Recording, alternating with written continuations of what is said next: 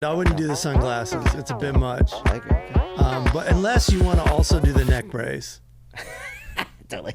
I know you're right. I should get that. Let me know when we're taping, Aaron. We're rolling. All right. Welcome to the Full Charge Power Hour. We'll get to the announcements in a second. We're here with Mark Serritella. We'll get to him in a second. He's trying to vape in the studio, which got the okay. I don't know if we're outing Aaron. But when I did the Craig Ferguson show 20 years ago, I'm in the green room, and the booker, Adrian Culp, brings his brother by, and he just kind of drops his brother off in the green room, and they're taping two shows, so it just goes on and on and on and on. I'm in the green room for like 2 hours, right? I'm all nervous. It's my first TV appearance. His brother starts telling all these stories about how this woman brought a suitcase with her dead dog in it to like a pet cemetery in New York City, but she got robbed, so somebody stole a suitcase with the dead dog. Oh my God. And I'm just like, you know how it is when you're nervous and you're thinking about doing a show, you can't really concentrate on what someone else is talking about. But this is a crazy story. So anyway, he goes, "Hey, can I smoke in here?" And this is You know what? I'll take a cigarette now too. This is at CBS. Yeah. You know what I mean? Like Fairfax and Beverly. Yes. CBS. Yes. And Television City. Yes. City. And he goes, "Can I smoke in here?" And I go, and I do a quick math. First, I want him to shut up. Yes. Second of all, I'm thinking he's the Booker's brother. Mm-hmm. Third of all, I'm thinking, hey, if Oasis wants to smoke in here, Oasis can smoke in here. So I go, yeah, go ahead. Yeah. And while I'm telling this, I'm realizing how absurd it is that he's asking me. Yeah, exactly. Right? Because I'm a guest there. And then pretty soon his brother comes in, like he lights up the cigarette and starts smoking it. Pretty soon, like 5 minutes later, his brother comes in and he's like, "Who's smoking in here? Who's smoking?" And I'm like, "It's your brother." He goes, "Ted Danson's outside complaining that someone's smoking." Oh my, that's a Hollywood nightmare. And the booker is still mad at me, and I'm always like, "It was your brother. It was your fucking brother." And you dropped me off. Him. You dropped me, but he also just like dropped him off in my dressing room. Yeah. Which I know I'm not fucking Leonardo DiCaprio. But, you know, how about a little space for the guy who's about to break his cherry on network television? That's also just not a sober decision. What? When you're like, "You mind if I smoke in the green room?" Right. CBS. Well, I know. Wasn't a sober decision for me either. I know. Oh, I was drinking too, and it just kept going on because I didn't know we were taping 2 episodes, and they put me on at the very end of a 2 hour. So you're doing? Oh, they're doing 2 episodes. They're doing 2 episodes. Right, and so you're at the end of the second episode. Yeah. So you got to time this. But we're in the out. middle of the second episode, and it's just going on, and they're like, "Get ready, Matt. Get ready. Get ready." And you're ramping up adrenaline and going down. And ramping up and down, and you're trying to time out the booze, which, by the way, this was a younger man's decision. An older man knows you don't have a sip of alcohol until the day before even. If you're going to do it like 10 minutes before. Bailey's and coffee, too. Not for me. Light. Not for me. No coffee for me. Coffee's actually bad for me for a performance. My point is, if you're going to drink during a performance, which you really shouldn't, you got to catch it on the way up. You can't catch it on the way down. No. It's got to be the manic phase of it. It's got to be the first 15 minutes. It's got to be the fun part. The fun part. Yeah, and it's sad that the fun part is only 15 minutes. It is, but still. But that's the reality. You have to face reality. The math is there. Yeah. You took math. How'd you do in your math SATs? Terrible. Because that's a question that should have been on there. Yeah. Yeah. Okay. There's so many things they should just teach you. High school should be like 2 months. And they just teach you about credit card debt.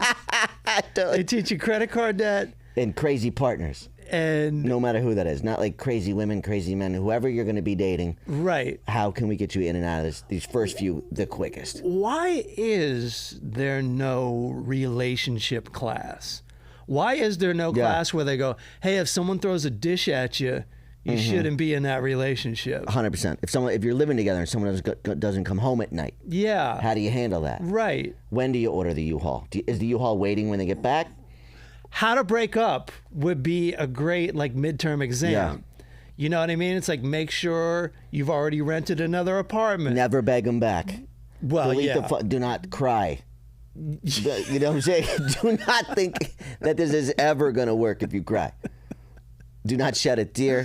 What if they did that? They were just like, look, this is like a poker game. If you cry, you'll never. No one cries at poker. If you cry, stop crying in the middle of poker. Yeah, but you gotta have a poker face. Is my point. If you're gonna poker again, you need a poker face. It's a re-poker face. There you go. Yeah. See, they should teach you puns too. Mm-hmm. Teach you puns. And also the classes should. Now that we're thinking through this and really about to change the world. The classes, not every. It's so like you're learning math here. You're learning health here. Math and the health teacher should be working as one. Because the math of the how to get them back and like the thing that we're talking about. It's like the health teacher should be with the math teacher. Yes. Teaching, because if P then Q, if you do this to get her back, now we can teach both. What if P then Q was what, probability or something? Yeah. The health teacher should have been there helping with your breakup. Totally. Like real world knowledge. Right. But it's not going to change. People just have to figure it out for themselves. You have to be humiliated and broken up with and moved out on them and all that stuff a million times. See, I did it right. I got married when I was 47 years old. That's perfect time. That's how you got to do it. You got to live this whole life and then settle down. 100%. When you have no energy left whatsoever. And you also know, hey, I ain't breaking up with this person because I ain't doing all this I'm not again. doing this again. Like, they can dump me and I'll be fine. But I will not be calling. But I'm not going to be the breaker-upper. I'm not tapping out. Yeah. And I'm not embarrassed if I get dumped. I'm not going to beg you back. Right. I'm not going to take it. But let her call the U-Haul. Let her call the U-Haul. You know what I mean? Let her do all that shit. Right. I'm here for life. You paid for the first date, yeah? Oh, fuck yeah, cash. She pays for the U-Haul. There you go. Any way she wants to.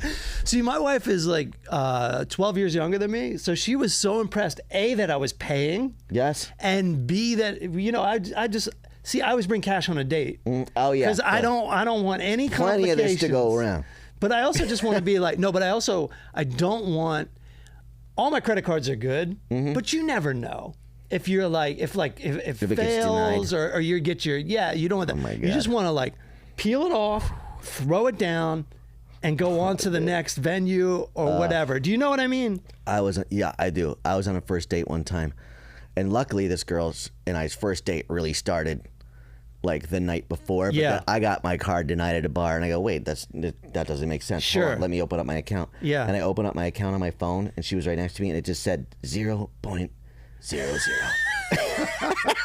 saw it. I was like, my God. Like my bills had come out. It was just like, she was just like, I was like, all right. Luckily I used to work at that bar, so I got her tab cleared, or I paid it the next day or something, but she saw the numbers. She saw the numbers. That's usually 3-4 years in. Yeah. Before they're seeing numbers. Yeah. That's all hidden. I don't believe there was a third date. Yeah, well, I don't think there was a third date. Yeah, but she fucked up. But it sounds like she sounds like We're you had a still third. friends. Sounds like you had a third date on the first night, and then you yes. had the first date. Then she saw your bank account. Everything went backwards in this relationship. Everything went backwards, and we're still friends, honestly. But my point. But another thing I'm saying is, younger people. Yes. They go on dates, and then they Venmo each other half. Yeah. So like, if you pay. If you're on a date, that's more of a Cash App thing. Well, no, I don't know what it is, but the tradition is lost where the man pays, and then there's also I don't know what that is about.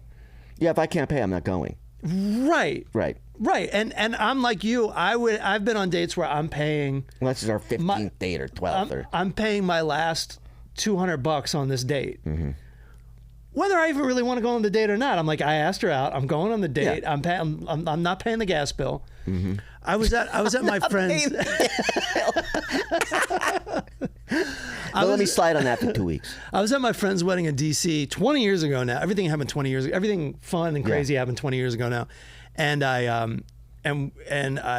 kind of hooked up with this girl. Not really, just like on the dance floor or whatever. And it's like, let's go to this diner. And I had 2 credit cards declined, and we're up to the 3rd one. Can you imagine? No. I mean, yes, of course I can imagine. Sweating bullets, dude, because the 3rd credit card only had about $75 on it anyway. So you're just hoping. You're just praying. That's a nightmare. You already ate. They just ask her if she has a gun on her. Do you have a gun on you? Or a credit card? Welcome to the Full Charge Power Hour. I almost said camera hour because I'm wondering which camera Full I'm charge, on. yeah. Pledge on Patreon, patreon.com/the Full Charge. I'll get you Eric Wendell movie reviews and keeps us in business over here. Speaking of not having much money on a credit card, we're paying for this studio. It's about $400 a month. We're making about $200 a month. We need about $200 a month, and we'll be happy as hell. Mark Serritella, who I've known since I'm going to say 2009. You're on my radar. Yeah. I remember doing a show with you. Something tells me I met you once before, but you're locked into my brain. In 2009 at because I remember every year of my life because I'm Really? a comedian. Yeah. Because I'm always living in a different apartment.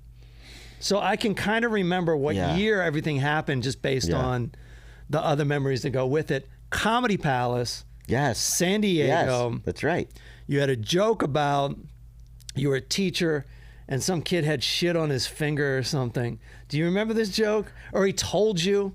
Yeah, I He do. told you he had What shit was- on his yeah, finger? I forgot. I know. It doesn't matter. That was what I really remembered about the joke. I was like, holy shit, that's an awkward situation. Totally was. Because you were a teacher back then. Yeah, I was teaching first grade back then. So this is me. I don't like to bother people with personal questions. Yeah. So I don't know much about my friends. Yeah. And that's what this podcast is for. Okay. Where the hell did you grow up? I have no idea. I've known you that long. I just landed from there last night. I'm from upstate New York. I'm from Albany. It's the capital. Yes. Governor lives there. Yes. It's looked down upon by people in the city, but it's the capital city. right. And it's one of the oldest cities in the world. And when I first moved away from Albany, I was kind of I never really left town until I was 19. Yeah. Like once I hit New York City, once I went past New York City, it was the furthest south I had been. But now that I've been all around the world, I've been to 35 countries doing comedy, do military tours. You've done military tours too, right? I've done it, yeah. Yeah. And so now I've been all over the place. I think southern Germany, upstate New York, and Guam are the three most beautiful places that I've been. Really? Upstate New York's beautiful, yeah. Because here's what Oh, happens. well, no, I love upstate. Yeah. I just didn't know Guam, Guam. and Germany were on the list. Guam. But why wouldn't Guam be great? It's like close to the You gotta Bahamas or go. something, right? Where is it? Guam is next door to the Bahamas, just southeast of Japan. I hate sounding stupid on No, tape. it's over near Yeah. Japan. No, it's not in the Bahamas. But if But it's you're- close, right? If you're Magellan, Oh, it's on the way. so I'm way wrong. I mean, Christopher Columbus thought Don't the same be thing. nice. Don't be Christopher nice. Columbus thought America was India. I mean, you're in the same. You're saying Guam is close to Asia. Guam is close to Asia. Guam is. Is Guam Asia? I don't know the answer to that, but I do know that Guam is Asia's Hawaii. Okay. So it's off of Asia. But isn't Hawaii Asia's Hawaii? Asia's Hawaii. Let me get a fucking. But I mean, Guam is so. Hawaii is close to Japan, right? I believe Guam is between Midway and Hawaii. So Guam is there, beautiful, crystal clear waters. We saved their ass after World War II. The Guamanians love Americans, and it's pretty inexpensive there, and they take the U.S. dollar. So when you're out in Guam, you have the exchange currencies. You're just going out. Legendary place in Guam. If you go, and I'm trying to set shows up there, and if I do, I will bring you with me. Thank God. Porky's bar called Porky's. Oh, I love that. Karaoke. The owner has an incredible voice, and his band is incredible. And so you go there and just have the time of your life. And also, Yeah, I'm listening. Guamanian chicks. Guamanian? Is that a word? Guamanian women. Yep, there it is. If you see it there. Okay. Oh, boom. Oh, that links All up to the right. thing over there. Perfect. So, yeah, I was way wrong. There it is. You're way right. There it is. It's above Australia. Yeah. It's out in the. I mean, look at it. It's in the middle. It's gone now. And then can we see Hawaii too? Because I want to It's see one how stupid tsunami I away am. from being nothing. See, I always think I'm like so smart, and then I get on tape saying You the are so- dumbest this is shit, just geography, man. and then it just lives. You wouldn't even know where Guam was there unless you've been there. But I highly, highly recommend anyone go there. And it's also pretty inexpensive. Like, you're out in Guam, you're spending the U.S. dollar. You're gonna have a pretty good night for $60. Do you know what I'm saying? You're gonna eat. Yeah. You're gonna have some drinks. The the women there love Americans, and men. I'm sure the men love the Guamini men love American women, and the gay people love each other. Whatever. It's an excellent. It's an excellent. I'm talking about from my perspective. It's an excellent place to hang out. Yeah, I'm way off. So Hawaii is a lot closer to than the U.S. For some reason, I thought Hawaii was like crazy far away from the U.S. It's only a 5-hour plane ride. Right. And if anything wrong with the flight to Hawaii, your pilot will turn around and go all the way back to late. The flight to Hawaii, that the plane has to be in tip-top shape because there's nowhere to emergency land. Yeah. Not a lot of people know that. So we got super sidetracked on my port. See, all right, high school should be 10 years. Remember when I said 2 months? It should be 10 years. We should know the whole geography of the whole world before we graduate. No college, just straight school. You're forced to be in school. Right. Or you have to join the army. Or you drop out whenever you want. Or you have to Uber Eats. Yeah, well. 3 options. Yeah. You're Uber Eats in. Yeah. You're staying in high school, and what was the third one I said? I don't know. Join the army. Yeah, okay. Yeah. Army's easier than Uber Eats, by the way. Do you ever think, because you see... Have you ever seen, I've always thought about driving Uber Eats, but then I see these poor souls wandering around my apartment building, trying to find the right apartment, trying to find parking. Mm-hmm. And I'm like, I'll just not have that extra money. If you're Uber Eatsing, you should be clipping. What does that mean? Clipping podcast. Oh, yeah? Like tripping and clipping, baby. Yeah, at the same time? Well, you know the anxiety with clipping?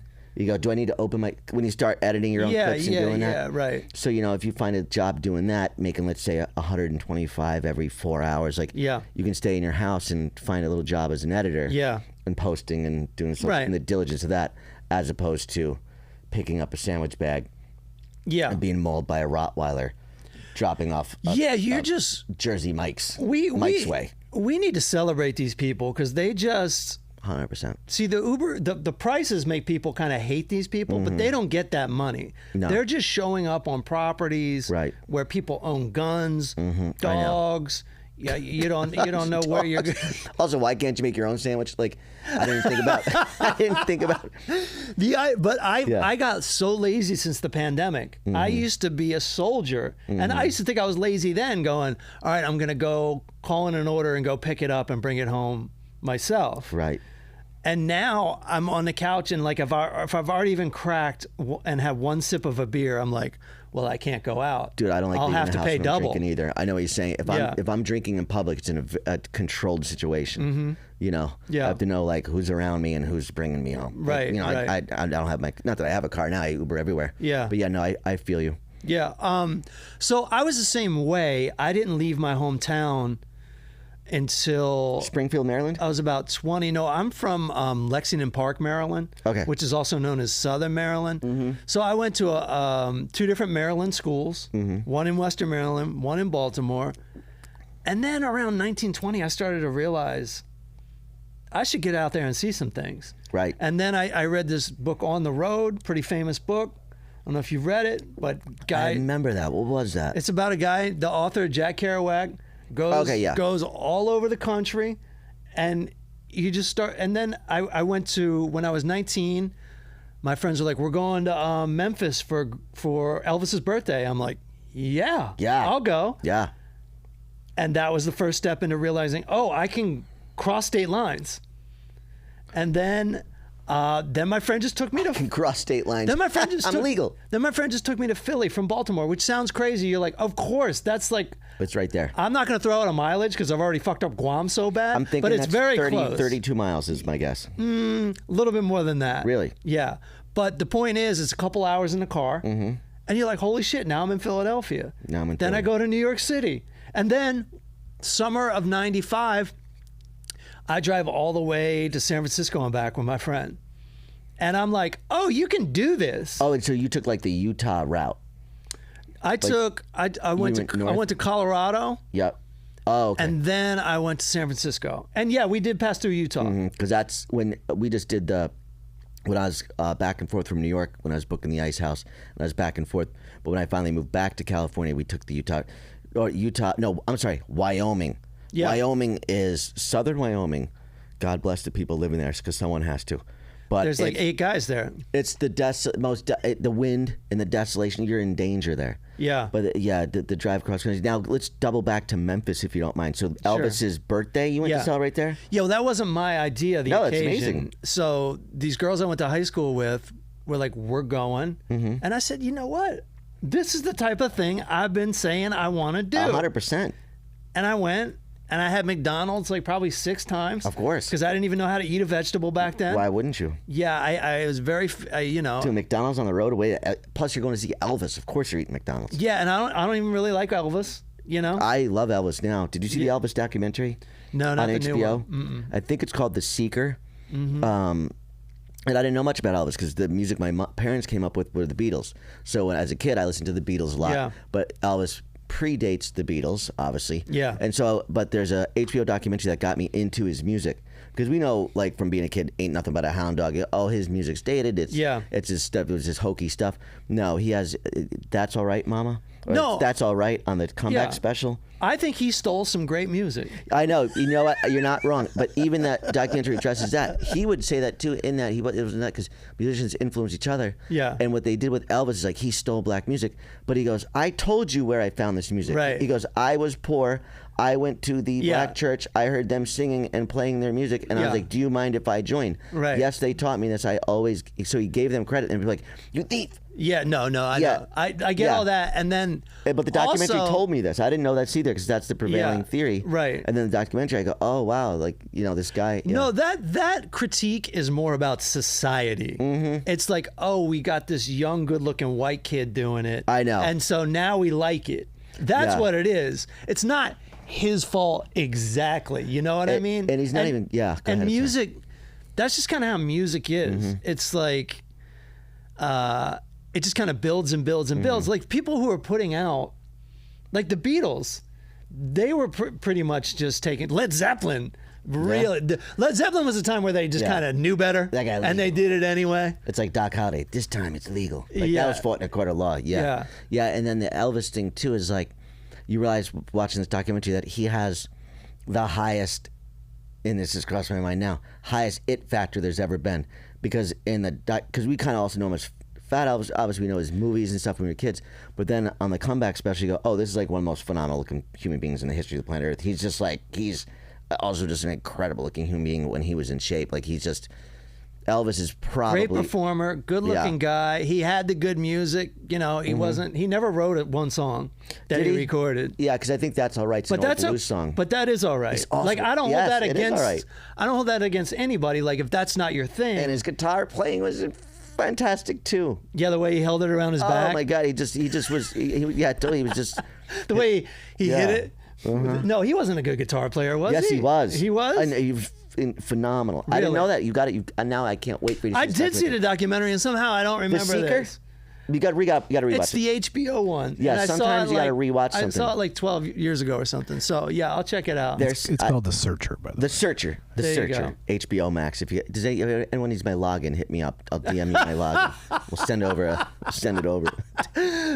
You will regret that within 24 hours. Totally, they log in my bank account. They see it's zero. They post that a Yeah. snapshot of it. Right. Dude, did you see? There's certain things you got to take in 2 times. You know what I felt that way about was There's Something About Mary, Oh yeah. right? And I saw it in the movie theater the first time, and I didn't laugh one time because I was like, "This is the most phenomenal acting I've ever seen." Uh-huh. And I thought it was like, it was so great. I thought it was like dramatic almost. Right. And then the second time I saw it, I laughed my ass off.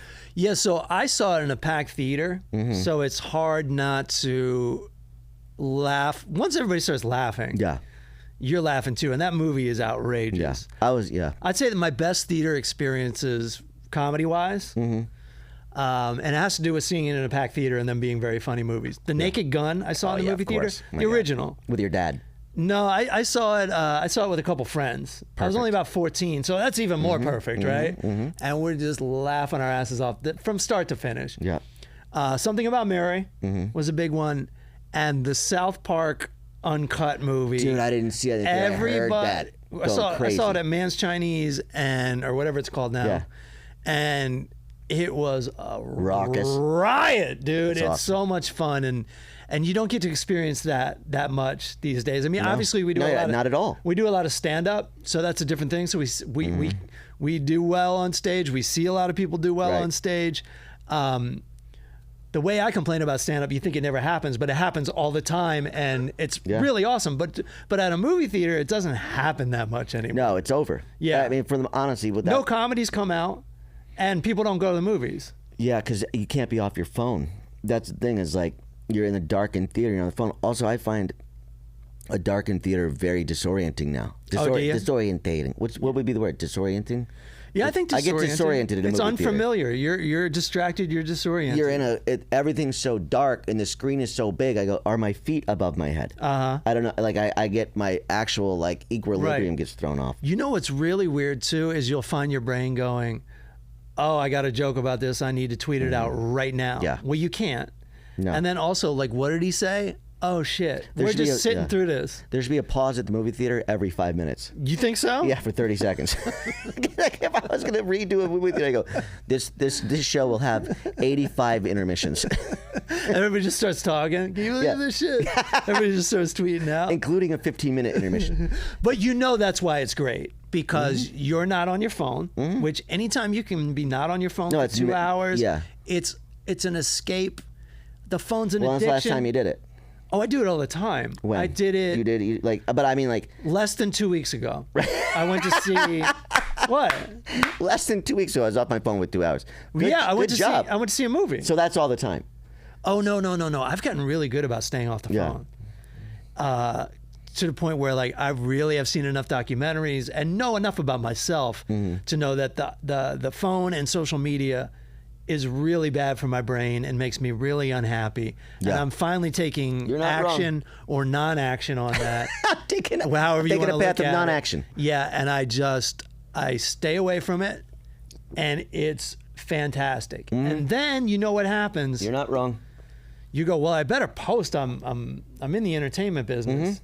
Then you post, and then all of a sudden you just sucked right back in. Of course. Like how bothered through. How many people like my joke? Who gives a fuck? Yeah. But I'm looking at a number now. And then you start, the way it works, you can't just go straight to your content to see how it did. Right. They're going to pump something, and they know you, and they know exactly what's going to get your attention. And sometimes they even do the thing where they show up for a second, and then they get rid of it. And then you have to search for like what it was based on like one keyword. Right. You're not exactly sure what you saw. And next thing you know, you're seeing like Sydney Sweeney in a pair of hot pants. Now you're in the bathroom. Yeah. Now you're taking care of yourself. It's a nightmare. Yeah, it is a nightmare. I did the horrible mistake. I was just thinking about at-home workouts. When you get busy, you have to work out at home.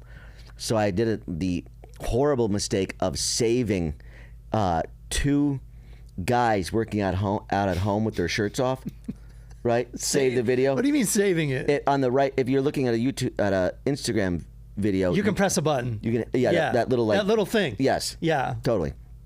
And I did 2 of them, and then I opened up my feed, and for like a week, it was nothing but dudes with their shirts off, but not just working out. Yeah. Like, dating sites. Yeah. And then I opened it up. You know when you hit the home screen on your Instagram and it pulls up like 18 videos that you'd be interested in? Right. So I opened that up next to a friend one time, and it just had like 18 dudes with their shirts off. Yeah. And I was just like, and he's like, I had to be like, dude, I saved a video. I'm not homophobic at all. My brother's gay. My first cousin's gay. Yeah. But I want to be known for what I am. Okay. Do you know? Yeah. Right. You really That's how I feel about it. But what do you mean you want to be like, no, who's looking at your feed? Anybody? No, I had to open up the phone next to someone. Oh, who right, also was always calling, who's always also calling me gay. Which is funny because it was hard to refute. Which is funny because, and this was a while ago, and I think that I have to mention that, where like, well, I'll just tell you what happened. I saw on your social media, like 10 or 15 years ago. You're like, I have to come out of the closet. I know exactly what you're talking about. I'm gay. Yeah. And I was like, oh, okay, cool, totally. Right? Because we were advanced enough in society at that point where I could say, oh, okay, cool. And then, but somebody, I'll let you tell the story. Sean Kent. Yeah. My first military tour. And social media, Facebook is like almost brand new-ish at that time. And I left my computer open while I was on stage. Yeah. So he's the one that put that. Yeah. He's like, I'm finally ready to say it. Come out of the closet. I'm gay. Right. And it got like 1,000 likes and hundreds of comments. We were up all night. I didn't delete it or refute it till the morning. Did you know about it? Yeah, when I got off stage. Yeah. But we stayed up the entire night. We were exhausted. He and I stayed up the whole night sucking each other's cocks. No, no, he and I stayed up the whole night watching these comments of great friends of mine being like, I always knew it.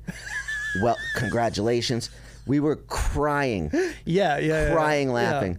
And so then the next day I just did another post where I was like, hey, Sean Kent did that, tagged him. I saw that post too. Oh, good. Yeah. Because most people didn't see it. Yeah. Including, I remember Johnny LaQuasso came up to me, and he and I at the time were hanging out all the time. We're on the same shows all the time.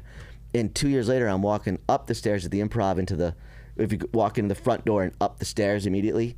So I'm going up the stairs. He's coming down the stairs, and he's like, dude, I just want to congratulate you. Yeah. At this point, he and I had not seen each other. Right. He went one way, I went the other, as far as I think he moved to New York or something. He's doing some of the wrestling. He goes, dude, congratulations. Yeah. He goes, I go, for what? He goes, coming out of the closet like that. I'm proud of you. And I was like, no, you didn't see the one the next day? Yeah. This is a great friend of mine. Right, so it's still out there. There's still people that think it. I mean, but now I'm here to announce it. Sure. That I am what I am. You're getting back in the closet on this on this podcast. I called the Container Store. We're reorganizing my closet. It's very funny that people, the whole thing seems like really organic and normal to me. You got a joke played on you. It got a lot of attention, right? Mostly positive, but it's very funny that people went to, I always knew it. I know. Because whenever I see a comedian get canceled, it doesn't happen that much anymore, but there was like a cancel season. People, the weirdest part to me is not that people are disgusted with the comedian. The weirdest part to me is that people go, I never thought this dude was funny. Because it's funny that like you waited for this moment, and I don't believe you. I don't believe you. I think you're just piling on. Right. And we have to get specific with the comedian, which I'm not going to do. Okay. Because I just don't want to get into the weeds on that. But I do think it's funny that it was like, all right, here's this comic everybody thought was funny. And now, you know what? I got to say this. I never even thought he was funny. Right. I think it's bullshit. Yeah. But I think it's hilarious. And listen, I don't want to get into it too much, but unfortunately, it's entertaining. Yep. Until it happens to you, and then it's like, holy shit! Yeah. Yesterday everybody liked me. Today everybody hates me. It's got to be the weirdest thing in the world. It is. I've been bullied on the internet twice. It's a horrible feeling. And but then you learn to deal with that too. You go, okay, and you put it behind you, and you go, all right, well, most people like me. And you have to be like, the internet is different than the real world. You'd never be in a room full of people, even if you're bombing as a comedian, you're never going to be in a room full of people where everyone's like, fuck you, you suck. It just doesn't happen that way in the real world. No. The internet is a special place where people say horrible things to Everyone's each other. allowed somehow too. Yeah. Yeah. Maybe we need like a backup internet where you go, okay, we have the internet, which is the World Wide Web.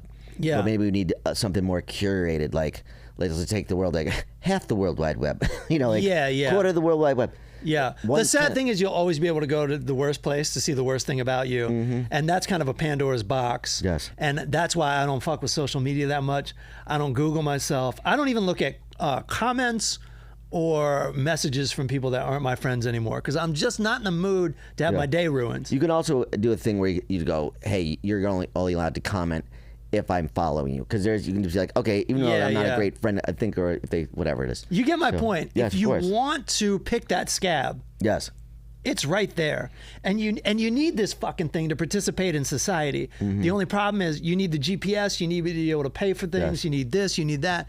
The problem is it's also got all these horrible things that can like really just waste your day. They got porn on the phone. I don't know if you've heard about that. I heard about that. They've got like politics. Like politics wasn't crazy until the iPhone.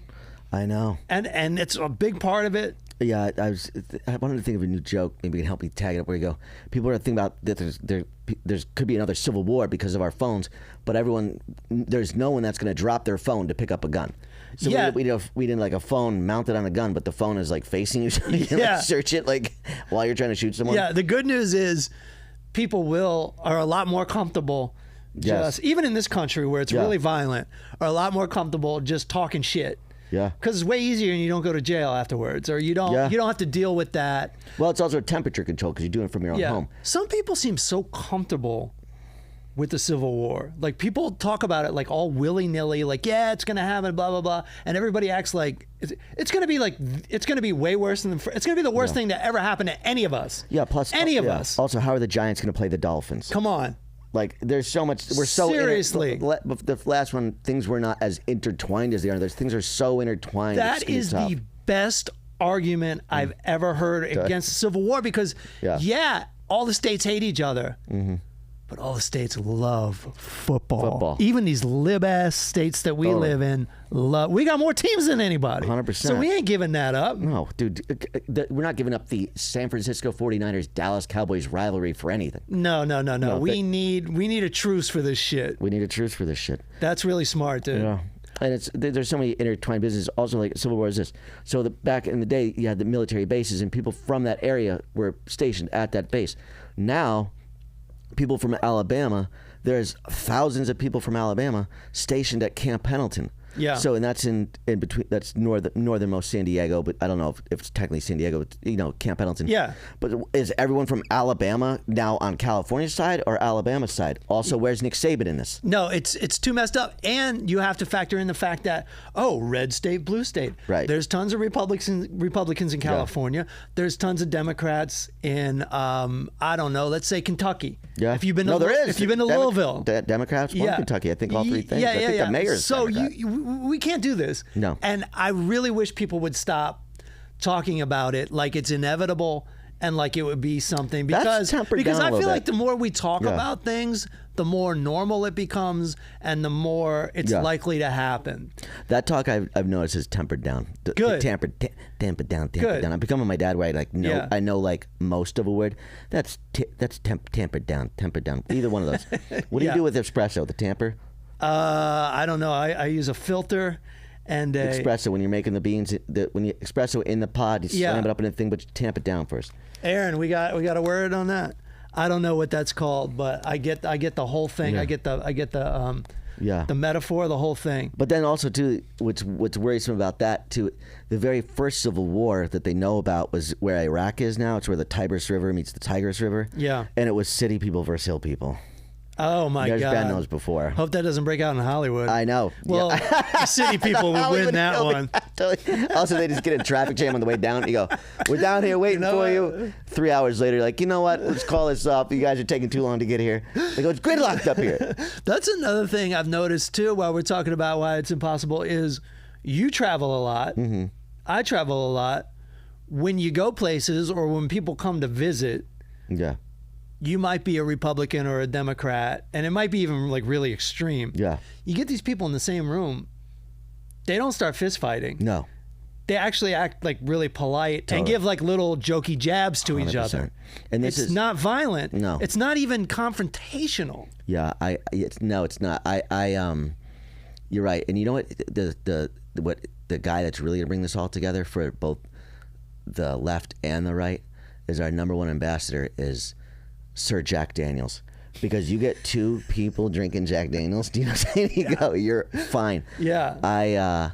And then I have a joke. I've only done it once. I did it at the Comedy Store, February 13th, with Nikki Glazer. Yeah. I remember, and I got to do it. You know, sometimes you forget the new stuff that you've done. Sure, yeah. But now we're talking through this where I go, I'm like, you know, I'm not a Trump supporter, right? Let's say I didn't vote for him, right? I go, but you need Trump supporters in your life. I go, because they'll believe anything. I go, and you need someone like that around you sometimes. I go, I convinced one Trump supporter when I was getting drunk and high with him that I was in the mafia. Uh-huh. I go, and he was like, you were in the mob. I go, I've never held a gun. I mean that. I've never shot one, and I buy myself flowers for myself when I'm feeling bad. I fully convinced this guy that I had murdered people, and he was like, fuck yeah. And that night I just wanted him to go along with it. I go, he'll tell him this in the morning if this isn't true. Yeah. But tonight in this delusional kitchen, this fucking, you know, 100%. You're absolutely right about that. The things that people will believe nowadays, and it makes me wonder what I believe that's false. But the conspiracy theories are fun though.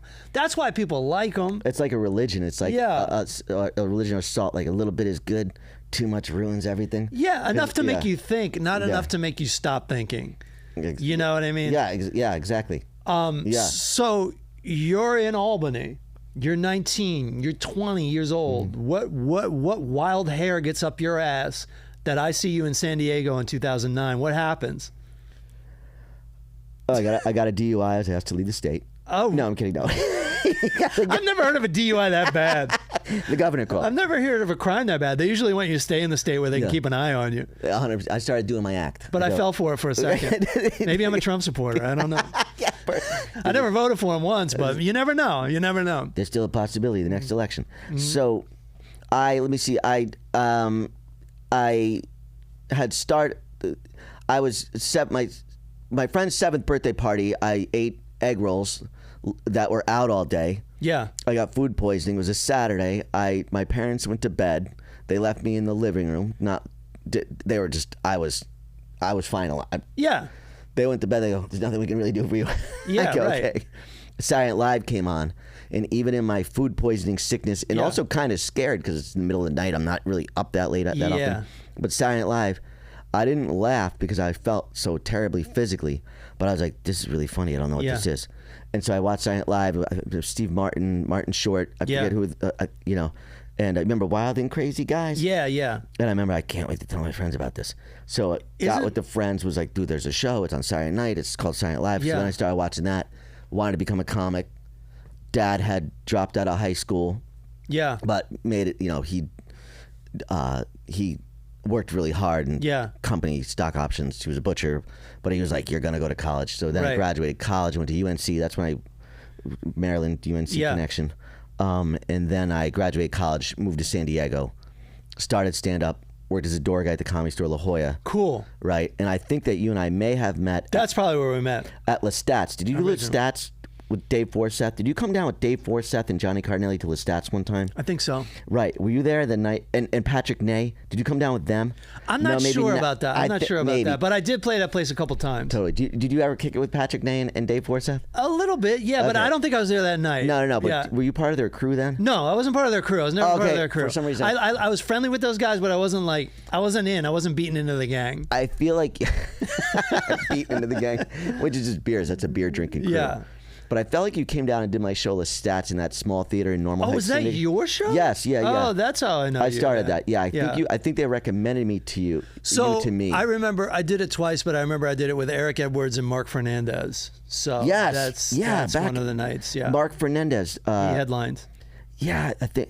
What year? Do you think that was 2009-ish? No, that was before. That was like Yeah, I was running that it was then. more like 2005, Yes. 2006, 2007. Because I started that room. Yeah. That room is still going. That is a great Yes, it is. room, a nice little Yeah, theater. you could record a CD there. I remember they had that technology back then. Yeah. Because Lou, R.I.P. Lou, but Yeah. he was a phenomenal soundman. Because that Lestats has great sound to this day. That's Jason Mraz started there. Okay. Anya Marina started there. She wrote Wrecking Ball for Miley Cyrus. Yeah. Yeah. So and then who else came out of there? Just a bunch of. That's where I met my ex-fiance. I met her there. It was That's a place beautiful.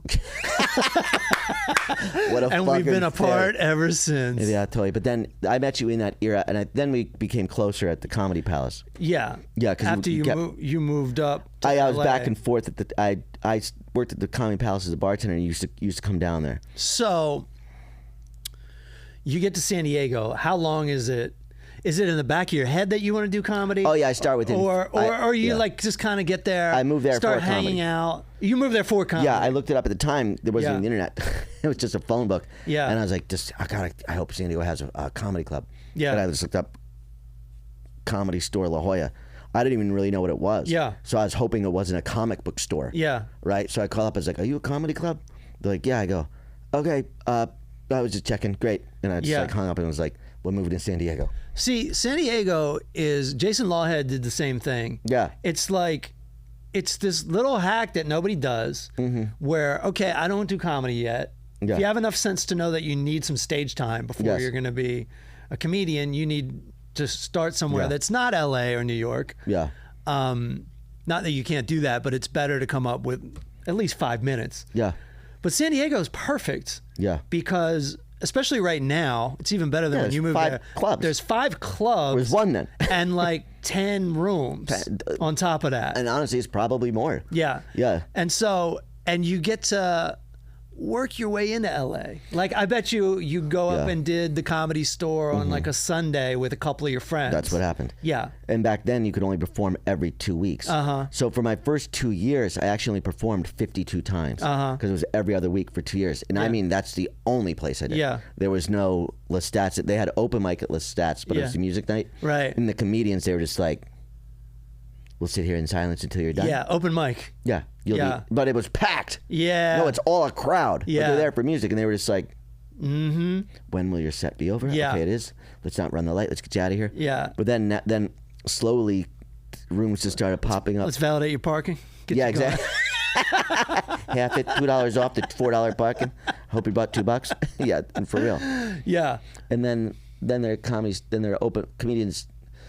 There was some girl that started a comedy night at Lestat's, and then I think she got sick after like 2 months. She passed it on to me. Then I ran that for years. And then That's awesome. yeah, So is this the beginning? Is Lestat's the beginning of Running shows. Because the audience doesn't know that you just like took control in a way where you're like, I'm gonna run these rooms. I'm gonna book comics. I'm gonna see. You know how to get paid as well too, because most comedy clubs will just rip off the comics because they're trying to, because they know they can get away with it because comics will do it for free. Yes. So they're like, all right, here's $100. But you figured out like, hey, if I do this right and I actually take 5-10 minutes to make a deal with a club or a room, I can get more money for myself and I can still pay comics more than the club would. How do you figure this out? Because most comics don't figure this out. trial and error, and then you got to put it on the venue too. Like, hey, if I'm going to bring these comics here, what I would suggest if anyone wants to do that, is just make sure that the club is spending what you spend on advertising. Right. When you're advertising, they're advertising. You tell them to match it? Yeah. Yeah. For the most part. Right. Yeah. If not, I can work it where if they don't match it, I'll ask for. If they don't want to match it, I'll ask for a higher percentage, and I'll say I'm asking for this higher percentage because I'm going to spend this amount. Right. And if you want the receipts, I'll just show you because it snapshots this. Right. I did what I told you I was going to do. Yeah. I didn't just pocket it. Right. Yeah. And so you were someone I called when I needed to fill my room for my comedy special. And I think we were just talking about this outside, but what do you think of posters, like street team shit? What's the best way to advertise? Well, and what's the second best way and what's the third best way? We do everything. So we do, it's a good question because people ask me, everything that you ever heard of, we do. Yeah. I do still do posters. Yeah. We do still do flyers because it works. No one's doing it. You remember it used to be a piece of trash and you're like, whoever put this here if I find him. But I know, just throw them out. It's like that Mitch Hedberg joke. When somebody hands me a flyer, they're like saying, hey, here, you throw this away. Yeah, for real. But I'm somebody who, if I'm walking around Brooklyn or Silver Lake and there's like half the stuff I don't like, but I'm like, oh, that person's got an album coming out. Or most of the time, let's face it, who the fuck is that? Right. But it does catch my attention when they do like 10 at a time. Yes. Together. When it's on a construction site wall or whatever. I think this stuff's really effective because on the phone, because if you're walking down the street, it's like 20 seconds. If you look at your statistics on your Instagram, people just breeze through. Like a large percentage of people just breeze through your post, and because we all do it, we just go boom, boom, boom. You're overwhelmed. Boom, boom, and you're always trying to get to something you're never going to get to. Where's the answer to life? Yes. How do I regrow my hair? When will I feel better? Yeah, when am I going to feel all right? Here's the answer, folks. Never. Just take a deep breath and enjoy the moment right now. So you can stay on this post for a while. Comedians are like the complete opposite of like a Buddhist. Like, here's the answer. You're never going to feel better. So just accept that. Yeah. That is Buddhism, right? Like I don't think it is. Well, no, it's like, no. I think he did say that. No, it's like life is always going to be painful. So you just have to accept that you can't change that. Right. So you just have to go, hey, life isn't that painful at the moment. I'm just talking to Mark. Yeah. Like, I'm anticipating all this pain. Yeah, sure. It's going to be there. enjoy this moment, right? That's the way I understand Buddhism, because whenever I read about it, there's all these real long names and there's all this stuff, and it always seems to be whittled down just to what I just said. I'm enjoying this podcast so far. Good, me too, because we're living in the moment, because we have to. You have to. Your wedding ring is very gold. It's very Lord of the Rings. Thank you I very enjoy much. it. Where did you get it? My wife bought it for me, so I have no idea. Call her right now. Huh? You want me to call her? Right now. We were just talking. I was talking this morning about being engaged in the ring and stuff, and when I had not thought about this story, and it's got to be 10 years. But when you get engaged, your girl's gonna pick up the ring most likely, and you go with her to the store and be like, "What's the one you want? It's gonna be a surprise." Yeah. But when it's gonna happen, it's a surprise. Right. So you pick it out, and we're picking it out, and it's down in San Diego, Old Town. And this guy is a jeweler. He's like incredibly handsome diamond jeweler, and he's like, he goes, "I see it with you too. Yeah, I see the love. It's like Brian Callen in The Hangover." Oh my God, exactly, dude, exactly. And I'm like, I go, damn. I go, I knew I saw it, but now I know it. Yeah. And he's like, it's X amount, and he goes, and then then we pick the one. It's blah blah blah blah blah. I go back, I pay for it. He's like, don't you worry. Before I pay, he goes, anything happens with you too, we'll buy it back. You come right back here with it. I go, really? Yeah. I go, great, no problem. I go, that'd be great. He goes, buy it back up. You get, blah blah blah. So it costs. He says that in front of the. No. Okay. No. This is when I go to buy it. Yeah. And I'll just say the price was $11,000. Okay. Right. And so that's why I pay for it. And then after, when her and I broke up, I show back up with it. Yeah. And he's like, can I help you? I go, and he was doing it, didn't work out. He goes, I'll give you $2,000. Yeah. I go, what? He goes, or you could sell that fucking piece of shit somewhere else. I was just like, but he knows 100%. I love that. That you don't show up in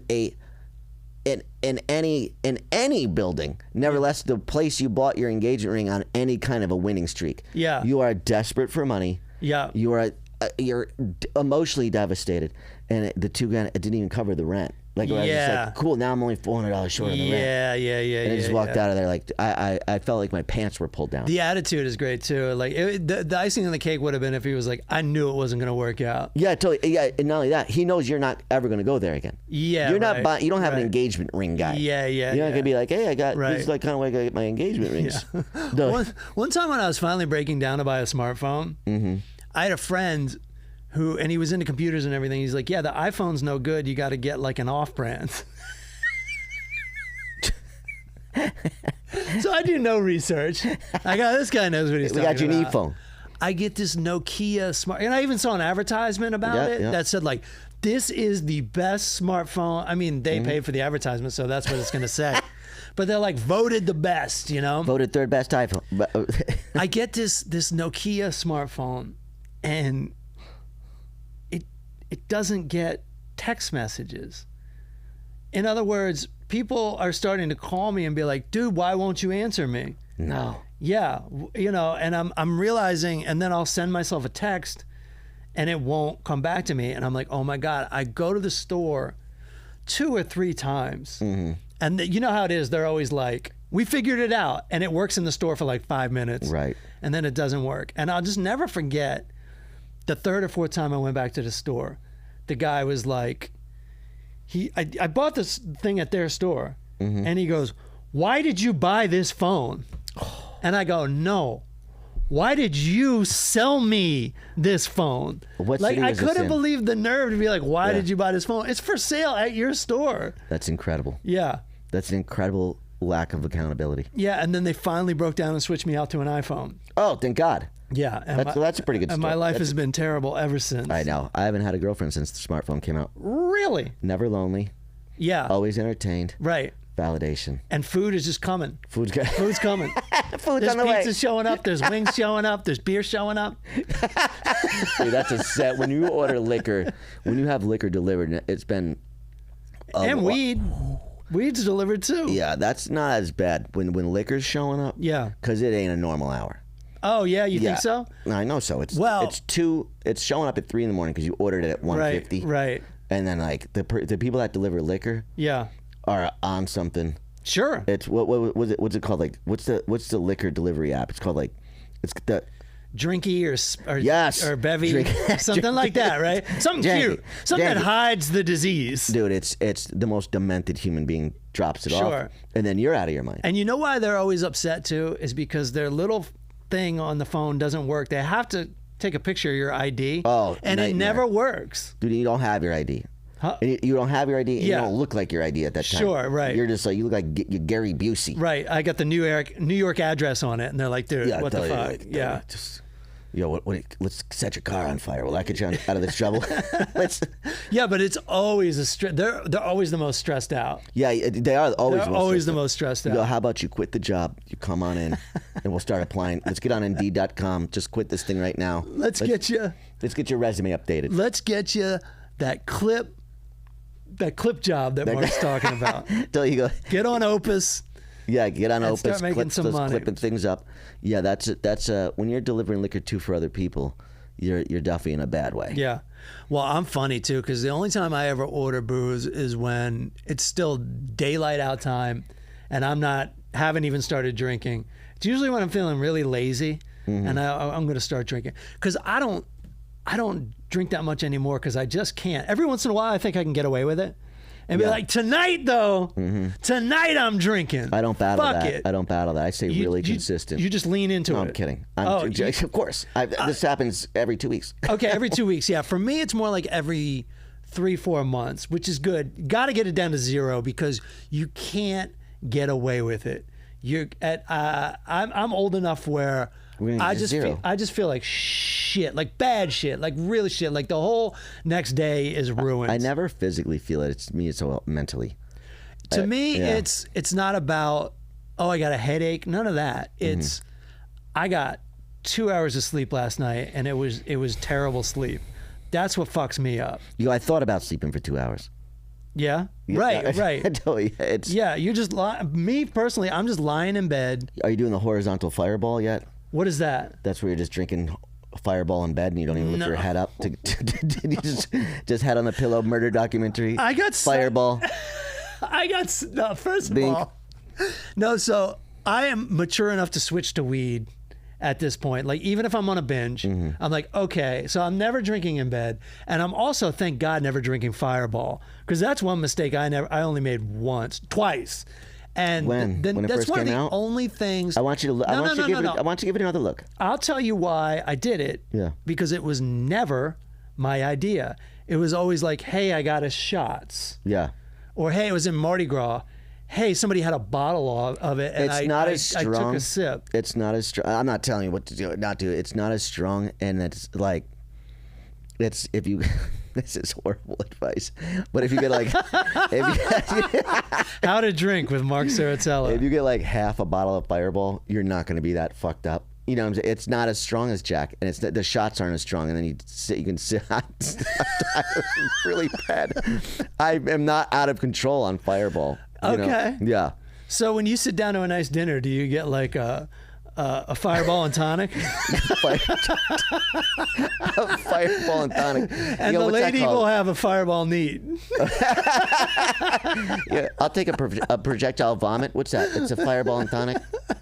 With a squirt of lime juice. I'll have a Mad Dog 2020 and soda. That we're at an hour, right, Aaron? And soda. Can you carbonate the Mad Dog 2020? Yeah. No, it is carbonated. Yeah, we're 58. Not enough. Dude, I asked you to come in. See, I don't have guests on mostly Yeah. because I love it. I know I can talk to you. Yeah. A lot of times I get people in. I don't know This how to flew by. talk to them. Yeah. But I love shooting the shit with you. And vice versa. Why not tape it? We date. Thanks so much for coming in. Where can people find you? My website is markserritella.com. So SERRITELLA dot. How do you spell com?